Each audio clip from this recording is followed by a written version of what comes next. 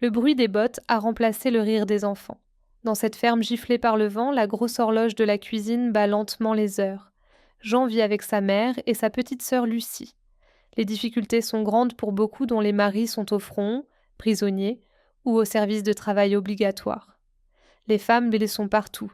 Il faut s'occuper des animaux, cultiver la terre, couper le bois, aller chercher de l'eau au puits. C'est l'art de la débrouille avec les pénuries en tout genre et son cortège de rationnement. Mais depuis l'arrivée des Allemands dans la région, ce n'est plus seulement la faim qui inquiète, c'est la peur.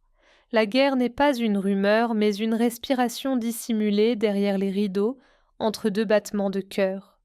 L'enfance de Jean à 15 ans, dont les yeux beaucoup plus vieux s'est arrêtée un matin d'août 1940 quand son père a quitté la ferme, sac sur l'épaule, sans se retourner. Il a simplement dit « Je reviendrai ». 3 ans plus tard, Jean n'a plus la force d'y croire. Sa mère Madeleine ne parle plus beaucoup en regardant le feu sans vraiment le voir.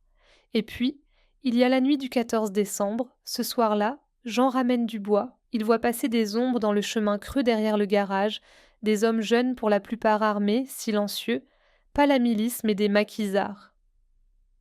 Tu ne nous as pas vus, d'accord? Jean fait oui. Il ne dira rien. Alors il est dès l'heure. Il devient passeur, guetteur, porteur de vie et d'espoir, travaille aux journaux clandestins. La ferme devient un relais discret. Sa mère donne du pain, parfois un peu de soupe. Jean devient les yeux et les oreilles du maquis, observe les camions, les horaires, les visages.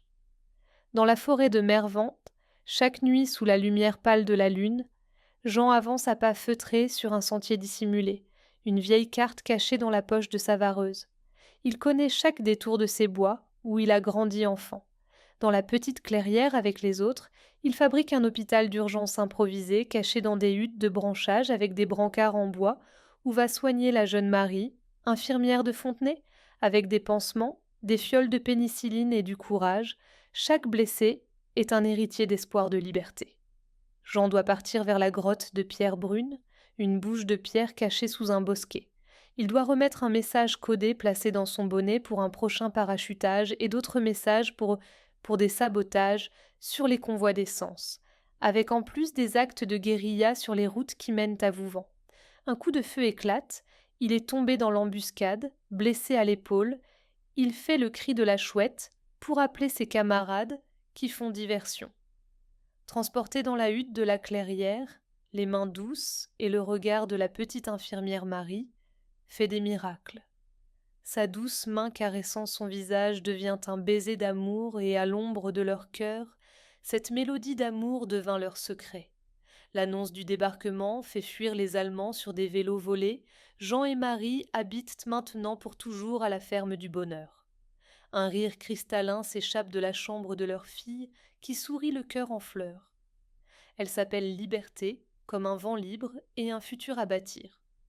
Elle est l'enfant d'un peuple debout, de cœur uni dans la nuit, d'un amour né entre les ruines. La liberté est une flamme que l'on porte en soi, même dans l'ombre, qui caresse l'âme sans jamais l'enfermer, là où naît l'amour sincère. Texte de Jean-Marie Roussière.